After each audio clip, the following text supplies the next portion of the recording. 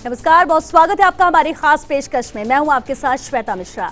दीपोत्सव के मौके पर हर जगह खुशी और उल्लास का माहौल है। हालांकि कोरोना ने इस उल्लास को कुछ कम जरूर किया है, लेकिन इस बार दीपोत्सव में सैकड़ों साल बाद दुर्लभ संयोग बना है।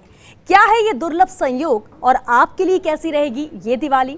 आपकी राशि पर पड़ने वाले असर से लेकर दीपोत्सव के हर खास मौके पर खास पूजन का मुहूर्त भी हम आपको बताएंगे। तो शुरू करते हैं दीपोत्सव के मौके पर हमारा ये खास शो।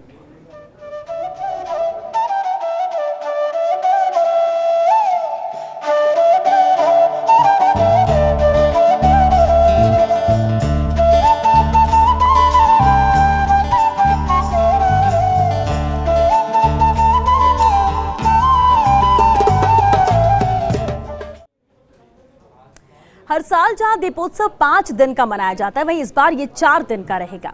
1521 के बाद बने संयोग पर हर एक दिन पूजा पाठ के लिए खास मुहूर्त है और हर एक राशि पर इसके बाद खास असर भी पड़ने वाला है। और इसी पर पूरी जानकारी देने के लिए हमारे साथ बेहद खास अतिथि मौजूद हैं। चलिए उनसे हम आपको रूबरू करा देते हैं। हमारे साथ पंडित डॉक्टर राजेश शर्मा जी हैं, ज्योतिषाचार्य हैं।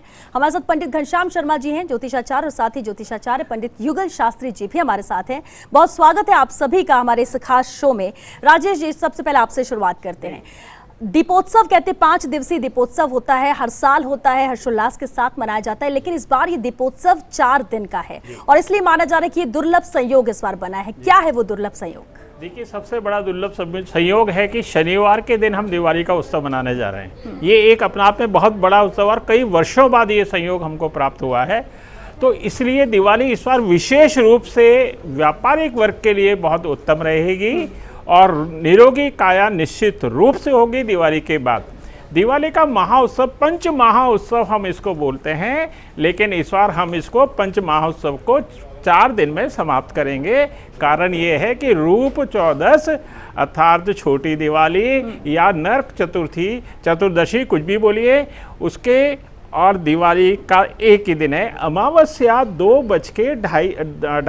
बजे के बाद आएगी, इसलिए रात्रि को हम अमावस्या का त्यौहार बनाएंगे और दिन में हम रूप चौदस का त्यौहार बनाएंगे। ये दोनों कार्यक्रम, हम दोनों प्रोग्राम, महाउत्सव जो है ये एक ही साथ मनाने का हमें सुअवसर प्राप्त होगा। मैं इसे सुअवसर मानता हूँ, ये सुअवसर हमें प्राप्त होगा। जी बिल्कुल। युगल शास्त्री जी, अभी जिस तरह से पंडित जी ने भी कहा कि रूप चौदस, नरक चौदस, क्यों इसे ये कहा जाता है? क्या मतलब है इसका? देखिए, मैं सबसे पहले सभी सनातन धर्म प्रेमियों को दीपावली की बहुत बहुत शुभकामनाएं देता हूं आपके माध्यम से। और मैं ये कहना चाहता हूं कि हर त्यौहार जो सनातन धर्म के अंदर है उसका अपना एक अलग ही महत्व है। तो सबसे पहले अपन देखते हैं कि जो धनतेरस है उसके अंदर भगवान धन्वंतरी का पूजा अर्चना किया जाता है। उसका मतलब है कि पहला सुख निरोगी काया, यानी कि अपना पहला सुख की अपना शरीर अच्छा है तभी जाकर के अपन त्यौहार व्रत इत्यादि मनाएंगे। उसके बाद में है रूप चतुर्दशी। रूप चतुर्दशी का मतलब है कि जितना भी अपने घर का कचरा है, गंदगी है, अपने शरीर की है, हमारे मन की है, जो कि नकारात्मक विचार है, उनको अपन को साफ करना है। तब जा कर के अपन भगवान विष्णु और लक्ष्मी जी का पूजन अर्चन कर सकते हैं। और लक्ष्मी जी भी वो चीज़ है, वो कहा गया है लक्ष्मी जी को कि जो अपन को लक्ष्य की ओर अग्रसित करे उसे लक्ष्मी कहते हैं। मी यानी मुझे, यानी लक्ष्मी जी जिसकी पूजा अर्चना करने से हमें जो हमारा लक्ष्य हम अंधकार में है वो हमें निर्धारित करने का, हमें एक पॉजिटिव सकारात्मक ऊर्जा हो, ऐसा हमारे मन में विचार हो, वो लक्ष्मी जी है। और रूप चतुर्दशी में यही है कि जैसे अपनी जो घर की स्त्रियाँ वगैरह है वो बढ़िया सुंदर श्रृंगार इत्यादि करते हैं और उसके बाद में लक्ष्मी जी की पूजन अर्चना करते हैं। तो ये रूप चतुर्दशी का है। बिल्कुल। और इसे ही नरक चौदस भी आपने कहा कि इसको नरक चौदस क्यों कहते हैं? मैं दर्शकों, सभी भक्तों को बताना चाहता हूँ कि नरक से दूर हटने का उपाय इसलिए इस दिन किया जाता है, इसलिए हम इसे नरक चतुर्दशी कहते हैं कि नरक में हमारा जो शरीर है, बच्चा शरीर नहीं, आत्मा, हमारी जीव आत्मा जो है नरक में ना जाए, इसलिए इस दिन विशेष दिन माना गया है। भगवान कुबेर की पूजा की जाती है, इसी दिन हनुमान जी की पूजा की जाती है और यमराज की पूजा साल में एक दिन इसी दिन की जाती है। इसलिए हमने कहा कि नरक से बचने के लिए नरक चतुर्दशी का उत्सव मनाया जाता है। जी बिल्कुल। घनश्याम शर्मा जी, एक अहम बात है कि चलिए 5 दिवसीय होता है दीपोत्सव, लेकिन इस बार 4 दिवसीय है, दुर्लभ संयोग है, उस पर भी आप क्या कहेंगे? और साथ ही धनतेरस से शुरुआत, और धनतेरस बेहद खास होती है, पूजन को लेकर या धन्वंतरी को लेकर क्या विशेष पूजन होता है? क्या कुछ खास मंत्र होते हैं इसके लिए जिससे हम प्रसन्न कर सकते हैं लक्ष्मी जी को? सभी देशवासियों को पंच पर्वा दीपोत्सव की हार्दिक शुभकामनाएं। ऐसी महापर्व ये दीपावली कई वर्षों के बाद संयोग बन रहा है। जैसा कि नवरात्रा भी शनिवार से प्रारंभ हुए थे और दीपोत्सव भी शनिवार से ही प्रारंभ होगा, अर्थात पहले धन त्रयोदशी है कल। धन त्रयोदशी किसे कहते हैं, क्या महत्व है? भगवान धन्वंतरी 14 रतन समुद्र मंथन से जो निकले थे, उसमें धन्वंतरी भगवान अमृत कलश लेके समुद्र से बाहर निकलते ही सर्वप्रथम बोल रहे थे, अच्युतानंत गोविंद नाम उच्चारण भेषजात नश्यन्ति सकला रोगा सत्यम सत्यम वदाम्यहम्। वसुदेव सुतं देवं कंसारूणमर्दनम् देवकी परमानंदम कृष्णम वंदे जगद्गुरुम। भगवान नारायण के स्वरूप अमृत कलश लेके प्रकट हुए तो उन्होंने कहा, अच्युताय नमः, अनंताय नमः, गोविंदाय नमः। ये धन्वंतरी भगवान स्वयं वेदों में प्रकट है, स्वयं प्रकट हुए हैं। ये औषधि के देवता है। औषधि लेके, अमृत कलश लेके संपूर्ण भारतवर्ष में, संपूर्ण विश्व के अंदर शांति का माहौल उत्पन्न करने के लिए प्रकट हुए। और 8वां अवतार महालक्ष्मी प्रकट हुई, उसके पहले रंभा प्रकट हुई, शंख प्रकट हुआ, चंद्रमा प्रकट हुआ, ऐसे करके 14 रत्नों की उत्पत्ति हुई। अतः इस दिन पर्व का विशेष महत्व ये माना जाता है। इसका महत्व है कि धन्वंतरी भगवान के दिन समस्त औषधियाँ हैं, इस मंत्र से जप करते हुए अगर ग्रहण करें तो औषधि की जरूरत नहीं पड़ेगी, कुछ समय में औषधि छूट जाएगी, डॉक्टर के जाना बंद हो जाएगा। भगवान स्वयं कुबेर जी प्रकट हुए धन्वंतरी जयंती के दिन, कुबेर जी प्रकट हुए, इसलिए कुबेर जी, गणेश जी, लक्ष्मी और धन्वंतरी की विशेष पूजा की जाती है। लेकिन शाम को धन्वंतरी दिवस के दिन 13 दीपक जला करके मेन गेट के पास रखते हैं। सायंकाल में 6 से 8 जो समय है प्रदोष काल का, उसके अंदर एक यमदीप जलाया जाता है जो भयनाशक है। मृत्यु के देवता यमराज का जो दीपक लगाया जाता है, वो दीपक लगाने मात्र से मृत्यु से भय निवारण हो जाता है। ऐसे धन्वंतरी दिवस के दिन अति आनंद और हर्षोल्लास के साथ सायंकाल सभी स्त्रियां सज धज के और अपना कार्यक्रम करेगी, पूजा पाठ करेगी, धन्वंतरी जी को मनाएगी। रूप चौदस, धन्वंतरी दिवस, नरक चतुर्दशी एक ही दिन 13 तारीख को मनाया जाएगा। जी जी बिल्कुल। युगल शास्त्री जी, अब मुहूर्त का बहुत महत्व होता है, मुहूर्त पे पूजन होना चाहिए, इसलिए सभी ये चाहते हैं कि शुभ मुहूर्त हमें पता रहे कि किस वक्त हमें विशेष पूजन करना है। कितना महत्व इससे लेकर, और क्योंकि 4 दिवसीय ये दीपोत्सव होने जा रहे हैं, कौन सी ऐसी चीज़ें हैं जो हमें करनी चाहिए और क्या नहीं करना चाहिए, इस बात का हमें ख्याल रखना है? देखिए मैडम, मुहूर्त का तो श्रेष्ठ जो है विधान है ही जी, उसके अंदर कोई वो नहीं है। लेकिन दीपावली का जो श्रेष्ठ मुहूर्त है वो अमावस्या तिथि के अंदर प्रदोष काल का रहना अति आवश्यक है। तो उसके अंदर यदि अपन पूजन अर्चना करते हैं तो वो सर्वश्रेष्ठ होता है। उसके अंदर लगन भी देखी जाती है, उसमें यदि चौकड़ियाँ भी देख सकते हैं, उसमें प्रदोष काल भी है, अमावस्या तिथि भी है। ये सब चीज़ देख करके उनका मुहूर्त का निर्धारण किया जाता है। जो अपने पंचांग के निर्माता होते हैं वो उनका निर्धारण करते हैं। तो मुहूर्त का तो विशेष महत्व ही है, जिसके अंदर सर्वश्रेष्ठ समय जो सायंकाल 5:30 बजे से और 8:12 तक का रहेगा, ये सबसे श्रेष्ठ समय है। और मेरे से विद्वान भी यहाँ विराजमान है, उनका सबका अपना अपना मत होगा। प्रदोष काल में वृष लगन, कुंभ लगन का नवमांश है जो 5:49 से लेकर के 6:02 तक का रहेगा। वृष लगन है जो 5:40 से 7:37 तक रहेगी। और रात्रि का जो सिंह लगन का है वो 12:10 से 2:26 तक का रहेगा। ये इसका वो है विधान। बाकी दिन के अंदर भी जो प्रतिष्ठान इत्यादि का जो कार्यक्रम जो करते हैं पूजा पाठ का, वो चौकड़ियों के हिसाब से भी, लगन के हिसाब से भी वहाँ अपनी पूजा प्रतिष्ठान अपनी व्यवस्था के हिसाब से कर सकते हैं। जिनको मान लीजिए रात्रिकालीन में समय मिलता है, प्रतिष्ठान के बाद में वो जाकर के सिंह लगन इत्यादि के अंदर किया जाता है। तो कई है जो सिंह लगन को भी बड़ा महत्व मानते हैं, सिंह लगन का भी। तो सिंह लगन के अंदर भी रात्रिकालीन पूरे पूजा पाठ जो अपने कार्यक्रम इत्यादि होते हैं प्रतिष्ठान वगैरह उनका संपन्न करके और रात्रिकालीन 12:10 से और 2:26 के आसपास वो पूजा पाठ कर सकते हैं। ये उसका विधान है। और लक्ष्मी जी के बारे में भी मैं कहूँ तो लक्ष्मी जी के भी अनेकों रूप हैं जी। लेकिन उसके अंदर एक होता है माया, एक होती है लक्ष्मी। माया होती है जो इंसान को गलत कार्यों की ओर अग्रसित करती है, यानी कि किसी भी प्रकार के किसी सज्जन आदमी को, किसी भी आदमी को, परिवार को या समाज की व्यवस्था को बिगाड़ता है, वो माया के अधीन आता है। यानी कि ब्लैक मनी कह दो उसको, ठीक है नहीं। और यदि ईमानदारी मेहनत से कमाता है वो इंसान अपने आप स्वतः ही भगवान के चरणों में जाता है, उसे लक्ष्मी कहते हैं। जो पैसा यदि भगवान के पास लेकर के जाए वो लक्ष्मी है। भगवान में या धार्मिक कार्यों में लगाए, समाज की सेवा में लगाए, वो पैसा है, वो लक्ष्मी है। और वो वाइट मनी भी कह दो, चाहे उसको सफ़ेद मनी भी कह दो, ठीक है ना। और जैसे भूमि का है, जैसे किसानों के लिए तो जैसे ज़मीन है वही लक्ष्मी है, जिसके वहाँ अन्न उत्पन्न होता है, धान्य उत्पन्न होता है, उससे उसका पूरा साल भर चलता है, तो वो लक्ष्मी हो गई। और साथ में विद्या, लक्ष्मी भी जब ही निवास करेगी जिसके बुद्धि होगी उस पैसे को लगाने की। सरस्वती होगी जिसके दिमाग के अंदर यानी कि अच्छी तरह अपन सोच विचार करके उस पैसे को सही जगह लगाए, तब जा कर के उस लक्ष्मी का उपयोग कर सकता है। कई आदमियों के पास होता है पैसा तो पार है लेकिन उनके पास बुद्धि नहीं है, तो वो क्या करेंगे। बुद्धि के साथ में शक्ति का होना भी जरूरी है। जैसे महाकाली, महालक्ष्मी, महासरस्वती के रूप में तीनों का ही पूजन इत्यादि करना चाहिए।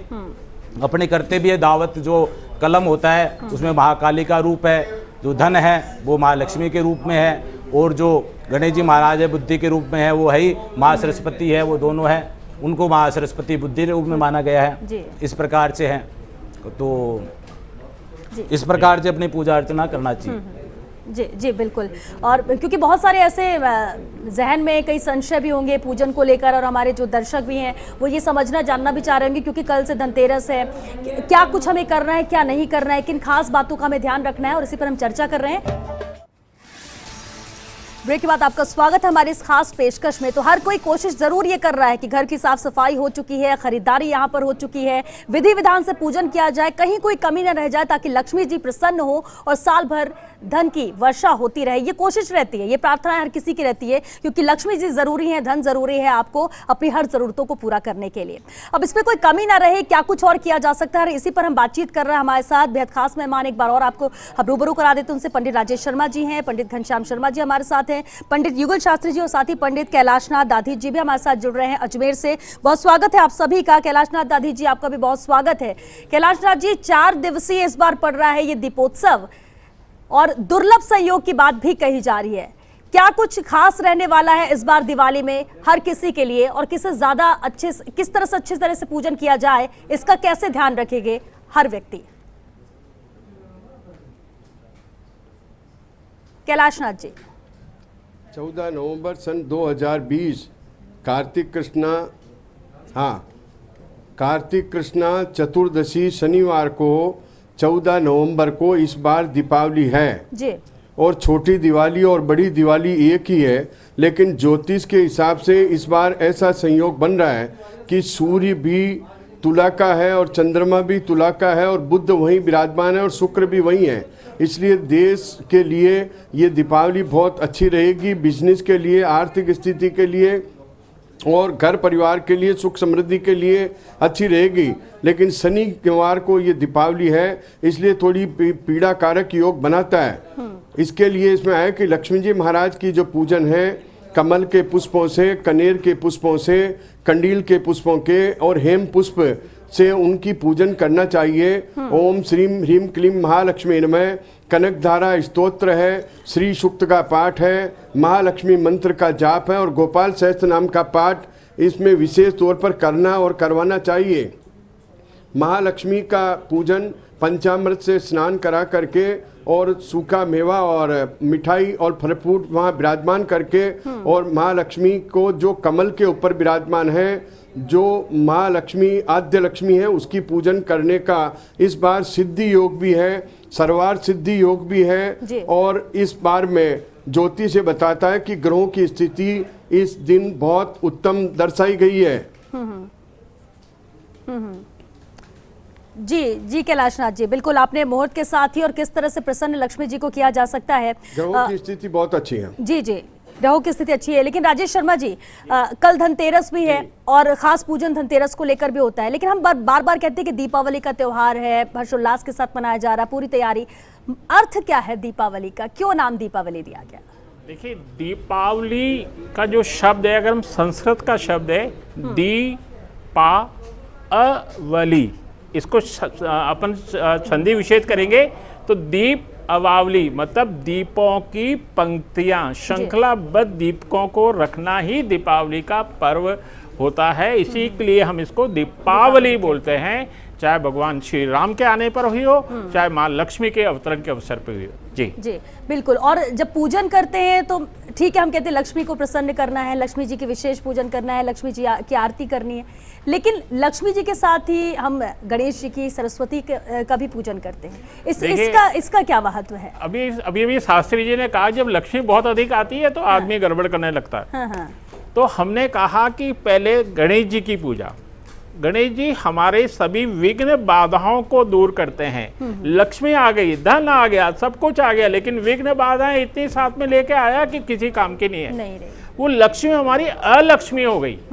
तो हम लक्ष्मी को स्थिर बनाए रखने के लिए, लक्ष्मी के सदुपयोग के लिए गणेश जी की पहले आराधना करते हैं।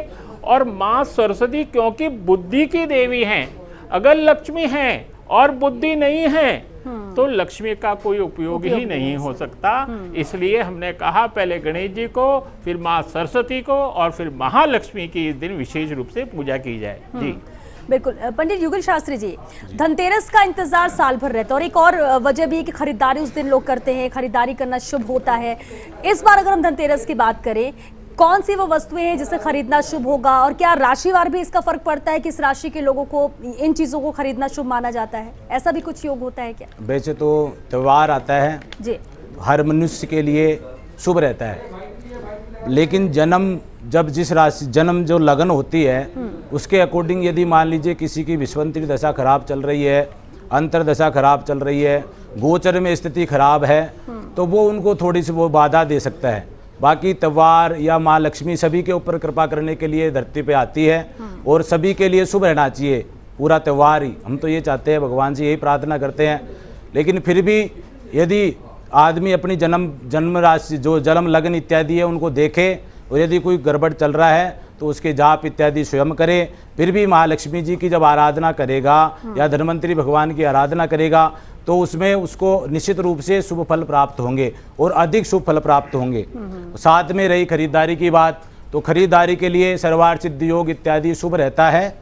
उसके अंदर कुछ ना कुछ अपनी जितनी कैपेसिटी है उसके अनुसार उस इंसान को कुछ भी खरीदारी करना चाहिए। नया वस्त्र हुआ, नए बर्तन हुए, सोने चांदी के हुए। ज़्यादातर कई आदमी हैं जो सोने चांदी के सिक्के इत्यादि खरीदते हैं, गणेश जी लक्ष्मी जी खरीदते हैं। तो वो जो भी है अपनी सुविधा के अनुसार जो अपने घर के उपयोग में भी आए, भगवान को अर्पण करने के योग्य भी हो, और उनका जो भी सामान इत्यादि है पूजन का वो सब चीज़ खरीदना, वो सब खरीदारी में आती है और अधिकतर लोग सब लोग खरीदते ही है। चलिए बिल्कुल, तो बिल्कुल आप अपने जेब का ख्याल रखते हुए, क्योंकि लक्ष्मी की दरकार होती है, लेकिन आपकी जेब पे जितना धन है और जितना आप कर सकते हैं, हर कोई उसी सहूलियत के हिसाब से धनतेरस के दिन भी खरीदारी करता है। और फिर जिस तरह से पंडित जी ने ये बताया कि कुछ भी आप खरीद सकते हैं, ये सिर्फ एक जिस तरह से नियम भी चला आ रहा है और शुभ भी माना जाता है और इसीलिए ये करना जरूरी। लेकिन इसका मतलब ये नहीं है कि आपको एक बड़ी इच्छा रखो और आपके जेब उसका लिए साक्षी नहीं बन पा रहा है या वो मदद नहीं कर पा रहा है तो आप अपना मन छोटा करें या दुखी हो, ऐसा नहीं है। चलिए हम इस पर चर्चा आगे भी जारी रखेंगे। राजेश जी, धनतेरस के दिन हमारे शास्त्रों में लिखा है कि धनतेरस के दिन खरीदी गई वस्तु की 13 गुना वृद्धि होती है। तो धनवंतरी प्रभु क्योंकि अमृत कलश लेकर आए थे तो हमने कहा धातु खरीदनी है। अब वो सोने की हो, चांदी की हो, चाहे पीतल की हो, लेकिन उसका 13 गुना वृद्धि होना तय है। बर्तनों को भी अभी आपने कहा राशि के बारे में, तो मेष राशि के लोग अगर सोना खरीदे या कोई भी कुछ चीज, कार खरीद लें, सोना खरीद लें या जमीन खरीद लें, वो उनके लिए इस दिवाली को बहुत शुभ होगा। इसके बाद हम बात करते हैं मिथुन राशि। मिथुन राशि वालों को वाहन खरीदना सबसे ज्यादा उत्तम रहेगा इस वर्ष दिवाली के दिन। बिल्कुल राजेश जी, क्योंकि राशिवार अभी बहुत सी राशि और लोग इंतजार भी कर रहे होंगे कि कब हमारी राशि का नंबर आए कि हमारे लिए शुभ क्या हो गया, वो भी हम चर्चा करेंगे।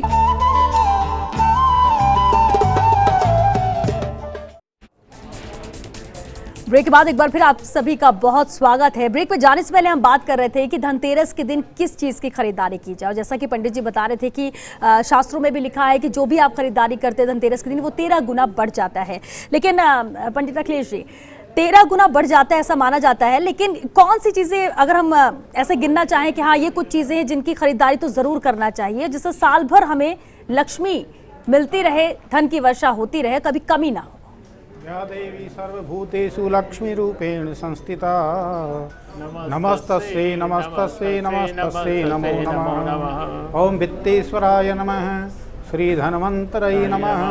धनतेरस के दिन विशेष करके सोना, चांदी, तांबा, पीतल वस्तु का विशेष क्रय करना चाहिए, खरीदना चाहिए। चांदी का एक सिक्का खरीद करके भगवती से प्रार्थना करते हुए कुबेर देवता से और लक्ष्मी से धनवंतरी कल के दिन धन त्रयोदशी को ला करके अगर कोई चांदी की डिब्बी में उसको रखते हैं, उसमें पीली कौड़ी रख देते हैं, 11 गोमती चक्र रखते हैं, तो पूरे वर्ष भर आनंदमय जीवन व्यतीत होता है, लक्ष्मी की कृपा बनी रहती है जी।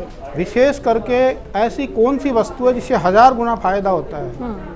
कल के दिन धनवंतरी के दिन अगर कोई शंख लेके आवे, क्योंकि शंख स्वयं प्रकट हुए 14 रत्नों में निकले हैं, इसलिए भगवान श्री कृष्ण के पास है वो शंख, इसलिए ऐसे शंख को भी गणेश जी और लक्ष्मी जी का भाई बताया गया है। इसलिए उसको ला करके पूजा स्थल में रखे तथा नियमित उसकी पूजन करे तो लक्ष्मी की 1000 गुना वृद्धि होती है। तथा विशेष विशेष अलग अलग प्रयोग अभी और बताएंगे जी घनश्याम जी, बिल्कुल उस पर भी बात करेंगे, लेकिन क्योंकि हमारे साथ कॉलर भी जुड़ रहे हैं, उनके भी कुछ सवालों के जोधपुर से सागर बेनीवाल जी हमारे साथ जुड़ चुके हैं। सागर जी, आप अपनी बात रखिए, आप क्या जानना चाहते हैं? नमस्ते श्वेता मिश्रा जी। नमस्ते सागर जी, जी बताइए।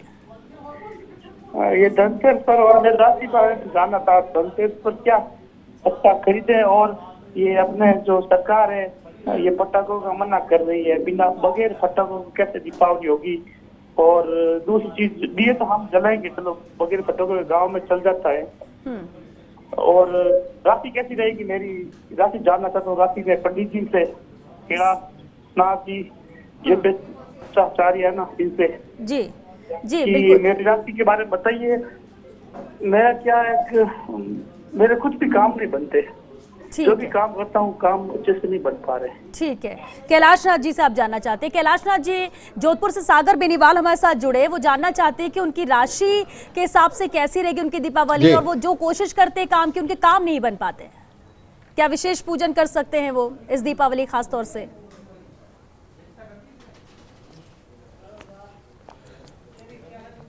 महालक्ष्मी दीपावली के दिन उनको कुबेर भगवान का और महालक्ष्मी का, महालक्ष्मी, माँ सरस्वती और गणेश जी के साथ कुबेर की पूजन करनी चाहिए, जिससे उनकी सारी दिक्कतें दूर हो जाएगी। और गुलाब के पुष्प या कमल के पुष्पों से वो पूजन करें। ओम श्रीम ह्रीम क्लीम महालक्ष्मी नमो नमः इस मंत्र का जाप करें, या किसी पंडित को बुला करके गोपाल सहस्त्र नाम का पाठ करावें। और उस दीपावली के दिन शनिवार को तेल और काली चीज का वो दान करेंगे तो उनकी सारी समस्या दूर हो जाएगी और उनके कार्य निर्विघ्न संपन्न हो जाएंगे।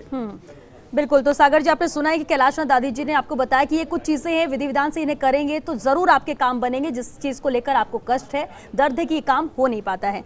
बहरहाल राजेश शर्मा जी, अब हम क्योंकि पूजन की बात कर रहे हैं, लक्ष्मी जी की हम बात कर रहे हैं, लेकिन झाड़ू का भी अहम महत्व होता है। झाड़ू को कैसे देखा जाए? आपने बहुत बढ़िया प्रश्न पूछा है। ये सवाल बहुत बार आता है कि लक्ष्मी जी का झाड़ू से क्या संबंध है। हम कहते हैं कि झाड़ू के पैर मत लगाइए, लक्ष्मी नाराज हो जाएगी। बहुत सीधा सा इसका जवाब है, बहुत सीधा सा। लक्ष्मी जी जहाँ सफाई साफ सुथरी जगह होती है वहाँ लक्ष्मी जी का प्रवेश होता है, और जहाँ पर गंदगी होती है वहाँ अलक्ष्मी रहती है, अर्थात ज्येष्ठ लक्ष्मी, लक्ष्मी जी की बड़ी बहन। तो अलक्ष्मी को दूर करने के लिए जब हम झाड़ू का उपयोग करके सफाई करते हैं तो वहाँ लक्ष्मी का प्रवेश होता है। तो झाड़ू का संबंध इसीलिए लक्ष्मी जी से रहा है, और इस दिन लक्ष्मी जी के मंदिर में या शिव मंदिर में दीपावली के दिन अगर हम झाड़ू का दान करें तो साल भर धन की वृद्धि होती है। सभी भक्तगण इस बात को देखें और झाड़ू का अच्छी तरह दान से- करना चाहिए, झाड़ू मंदिर में रख के आना रख के आ है। जाए। इसको दान मान लीजिए चाहे रख के आना मान लीजिए, ये बहुत शुभ होता है। झाड़ू जो हो तिनके वाली होनी चाहिए, बिना तिनके वाली झाड़ू नहीं हो और आधी टूटी हुई झाड़ू कदापि ना हो। जी जी बिल्कुल। युगल शास्त्री जी, अब क्योंकि हम राशिवार भी बात कर रहे थे कि कैसा रहने वाला है, जैसे हमारे पास एक कॉलर भी आए थे, राशि का भी कितना महत्व पड़ता है? क्या इस दीपोत्सव में भी, दिवाली पूजन में भी इसका फर्क पड़ता है कि किसी खास राशि वाले को इस तरह से खास पूजन करना चाहिए या खास चीजें दान करनी चाहिए? हाँ मैम, राशि का तो अपना महत्व है ही, ज्योतिष शास्त्र तो पूरा राशि के ऊपर ही है, तो राशि का अपना महत्व है। और राशि के अनुसार से जो गोचर इत्यादि है वो भी उसमें देखना चाहिए। जिस समय जिस राशि की मान लो गोचर सही नहीं चल रहा, विश्वंतरी दशाएं सही नहीं चल रही है, तो उसका कहीं ना कहीं उसके ऊपर इफेक्ट तो पड़ेगा ही पड़ेगा, नेगेटिव एनर्जी उसके अंदर आएगी आएगी। और यदि वो पूजा अर्चना करता है तो उसके अंदर सकारात्मक एनर्जी का संचरण होगा, ये निश्चित बात है। जी बिल्कुल। कैलाशनाथ दादी जी, कौन सी वो चीजें जो हमें करनी चाहिए खास पूजन के दौरान, और कौन से ऐसे काम है जिन्हें बिल्कुल ही अवॉइड करना चाहिए, जो नहीं करने चाहिए इन 4 दिनों की बात करें तो?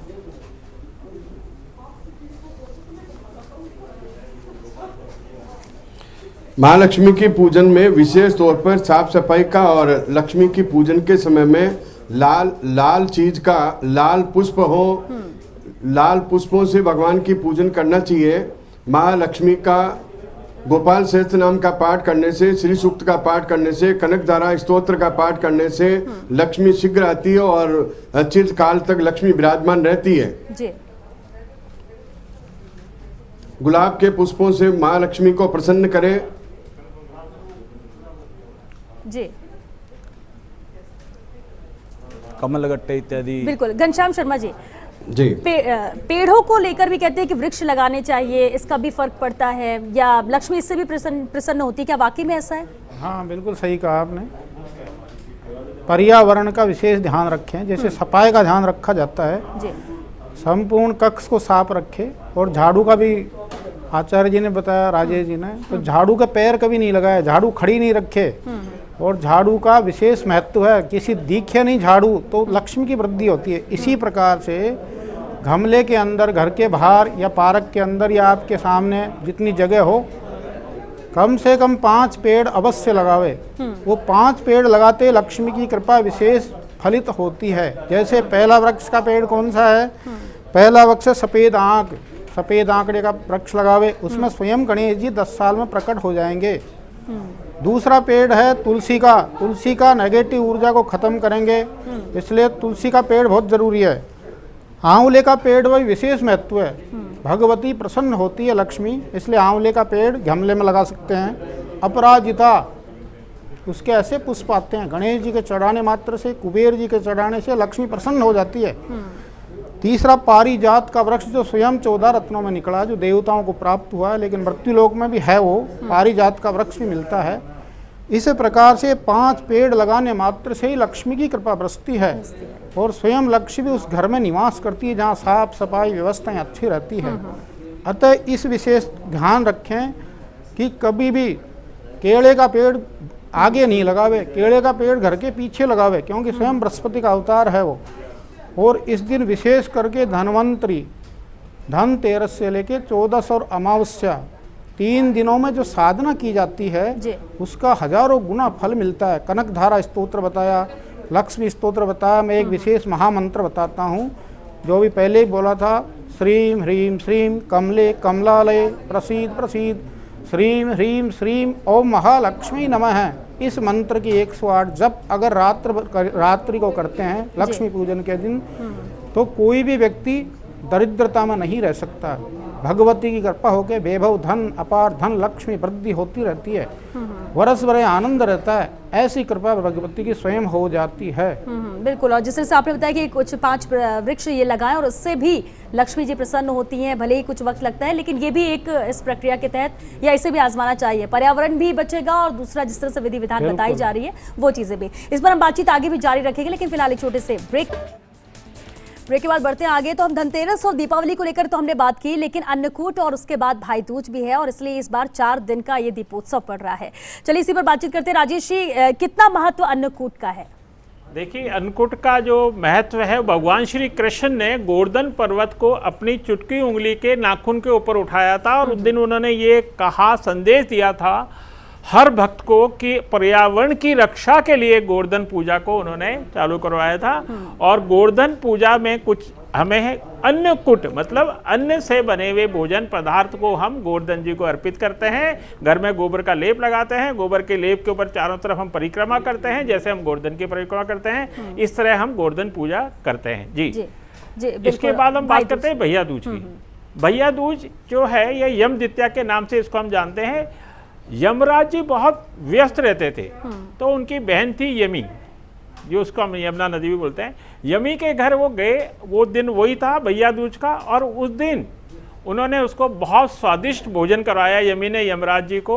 और स्वादिष्ट भोजन करने के बाद उनके तिलक लगाया। तिलक लगाने के बाद जब वो जाने लगे तो उन्होंने अपनी बहन से कहा कि तुमको मुझसे क्या चाहिए, एक वर मांगो, मेरी देने की बहुत इच्छा है।